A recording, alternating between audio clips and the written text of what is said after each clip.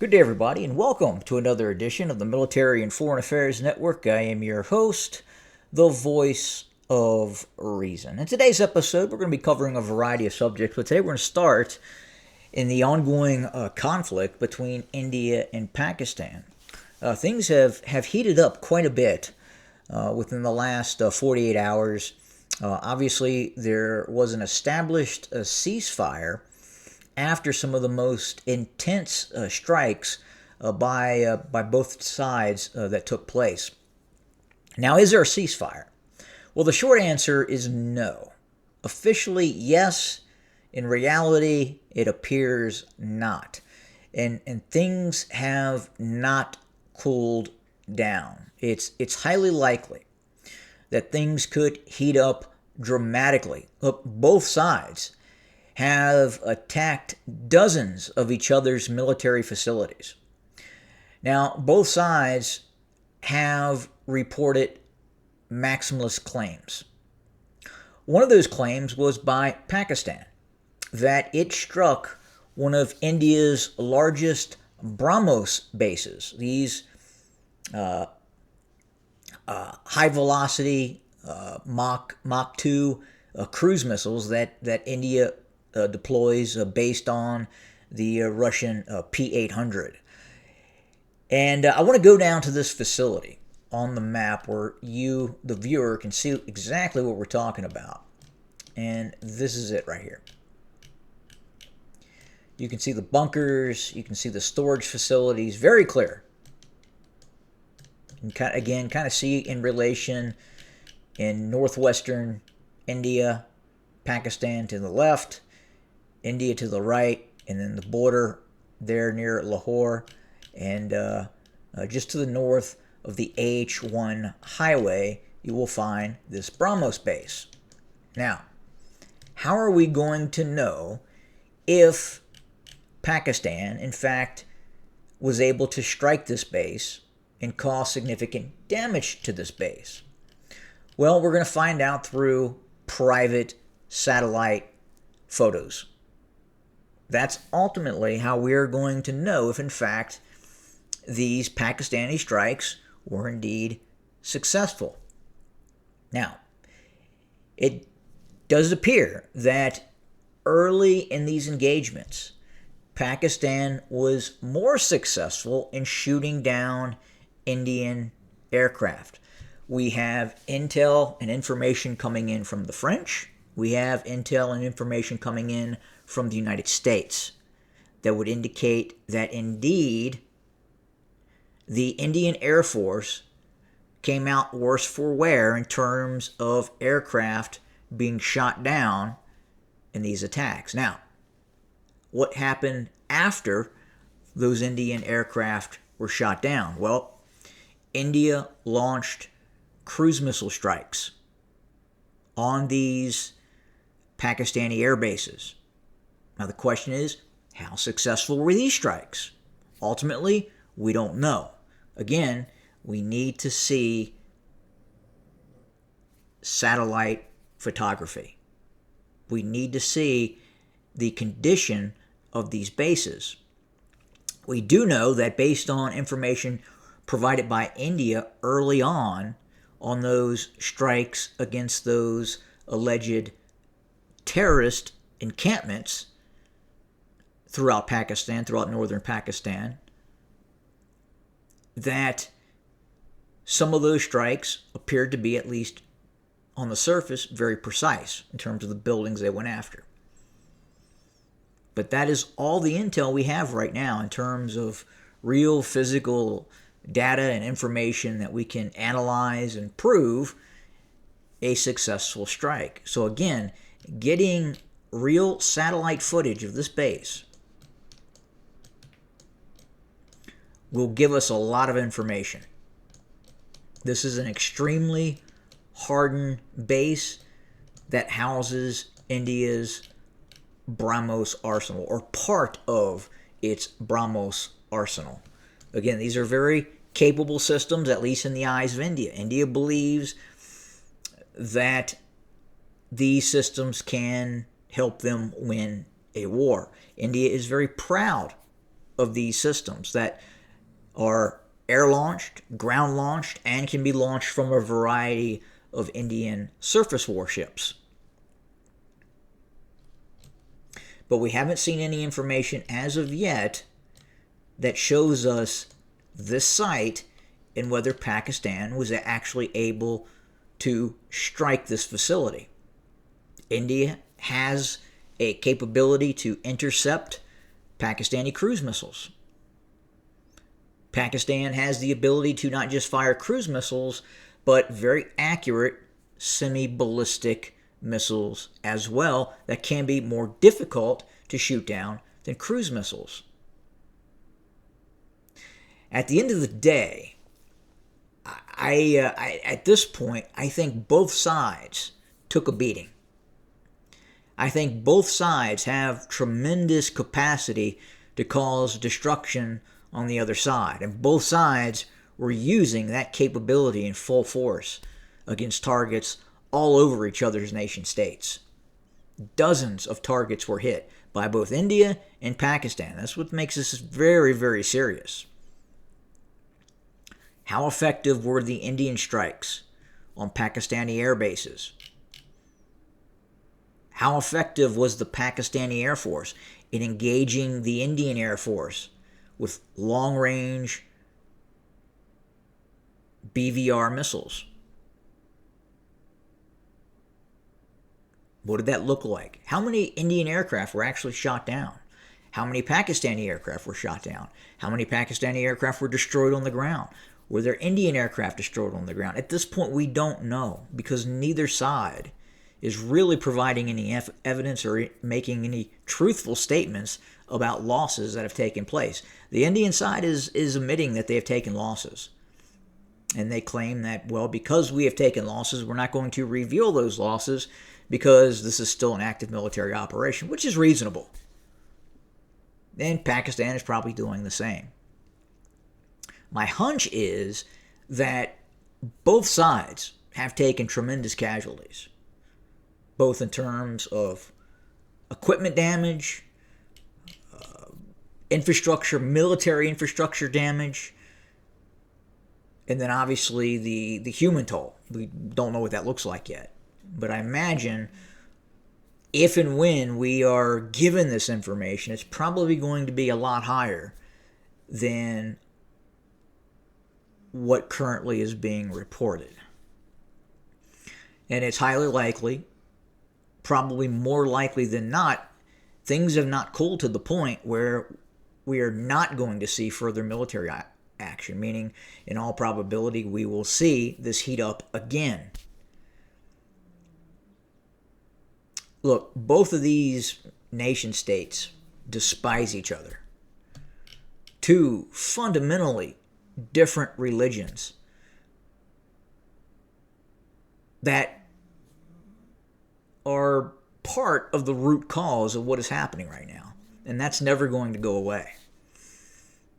Both sides maintain very robust and capable militaries. And eventually, is it going to be in the next 2 weeks? Or is it going to be in the next 10 years, 20 years, 30 years? Look, eventually, these two nation states, look, just based on the human condition, these two nation states are going to enter into a high-intensity conflict. In all likelihood, at some point, India and Pakistan will engage each other with nuclear weapons. It will absolutely happen. When is it going to happen and what length of time from now? Difficult to say. But if the nuclear weapons are not eliminated, in all likelihood, nuclear weapons will be used at some point, especially if one side gains a strategic advantage over the other side and one side believes they are going to be militarily defeated. High likelihood of an exchange of nuclear weapons. So that's where we sit. But just a synopsis in terms of what happened. Pakistan, India struck Pakistani targets. The quote-unquote terrorist targets. While this was happening, Pakistan intercepted Indian aircraft with long-range, beyond visual range, air-to-air missiles. That caused casualties. That caused losses, probably more losses to the Indian side than the Pakistani side, significantly more.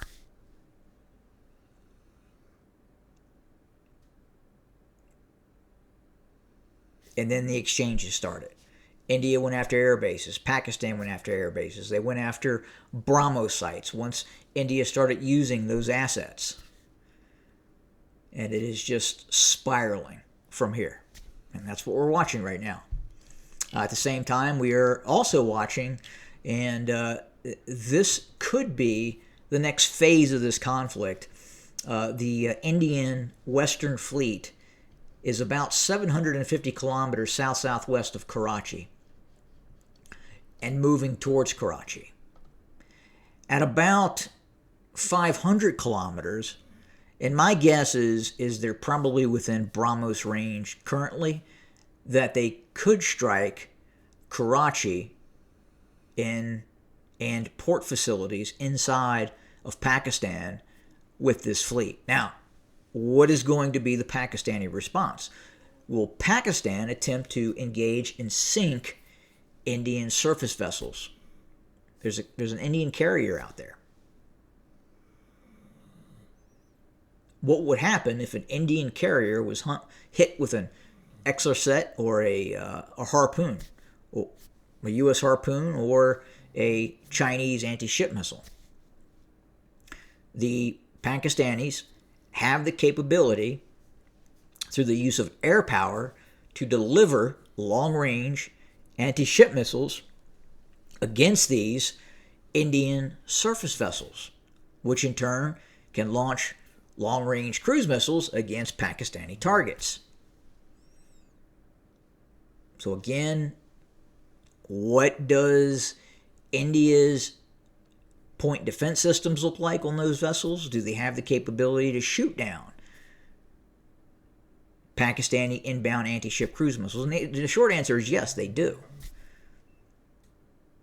But is it good enough to stop everything that Pakistan would possibly throw against those Indian surface vessels? Again, we don't know. All it takes is one. One gets through and hits a carrier. It can cause a great deal of damage. Any surface vessel hit with an anti-ship weapon system can do a lot of damage to that surface vessel. And then you degrade the ability of that surface vessel to continue to defend itself, which can lead to more multiple hits. And Indian capability to intercept and shoot down cruise missiles, these are not Aegis-class vessels that the Indians are using. Yes, they have Israeli Barak air defense systems that are fairly capable, but will they hit everything that Pakistan were to throw against them? Difficult to say, but the way things are heading right now, we may have an opportunity to analyze that sort of air-surface battle taking place in the Arabian Sea. All right, another issue that has come up, and that is here in the United States, West Point. West Point. There are professors resigning at the U.S. Military Academy at West Point. Why are they resigning? Well, they don't like what they're being told. They simply don't like their new bosses. And their new bosses are saying, hey, we are no longer in the business of diversity, equity, and inclusion. We are no longer in the business of apogeic philosophy. What is apogeic philosophy? Apogeic philosophy, I've talked about this before. Apogeic philosophy is ideology that is regurgitated by a professor who knows nothing but academia and wants to inject experimental social change as a contagion into the U.S. military. They're already doing this, and they are doing tremendous harm to the U.S. education system, the U.S. university system, the U.S. grade school system here in the United States. These schools are no longer schools of education. They are schools of indoctrination. Barack Hussein Obama and his politicization of both the federal government and the U.S. military attempted to indoctrinate both the U.S. military and the federal government to left-wing, neo-leftist, neoliberalism ideology. While it's more difficult for the U.S. federal government under President Trump to contain and eliminate this contagion in universities, they have full power and control to contain and eradicate it inside of U.S. military academies. And that's where they're starting. I imagine other schools, such as the Citadel and the Virginia Military Institute, where the U.S. government, the U.S. military, has a fairly decent interaction and footprint with those schools, are also going to try to clean those schools out as well, if in fact this neoliberal contagion is operating in those schools, which undoubtedly it is. And again, we saw this about around 2013, where West Point was contaminated with Obama's left-wing, neo-Marxist, neoliberal ideology. And we saw these professors being planted into West Point, the U.S. Naval Academy, the U.S. Air Force Academy. And they've been there. They've achieved tenure. And they've done a massive amount of harm. Again, the military academies, while a educational school of learning, their number one role in American society is to recruit and train U.S. military officers who fight wars against adversarial nation states, not diversity, equity, and inclusion.